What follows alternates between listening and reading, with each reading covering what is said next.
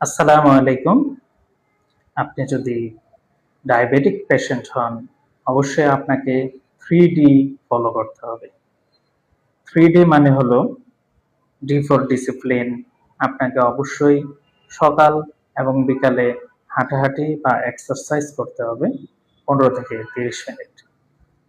D for diet, আপনার খাবার-দাবার অবশ্যই নিয়ন্ত্রিত থাকতে হবে, বিশেষ করে কার্বোহাইড্রেট জাতীয় খাবার, যেমন ভাত, রুটি, আলু, চিনি, মিষ্টি এ জাতীয় খাবারগুলো নিয়ন্ত্রিত পরিমাণে আহার করতে হবে।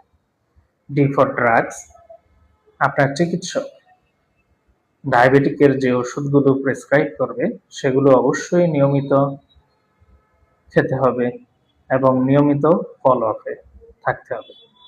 আপনি যদি 3D ফলো করতে পারেন তাহলে অবশ্যই আপনার ডায়াবেটিক নিয়ন্ত্রণে থাকবে এবং ডায়াবেটিক সংক্রান্ত জটিলতা থেকে আপনি বেঁচে থাকতে পারবেন। আল্লাহ হাফেজ।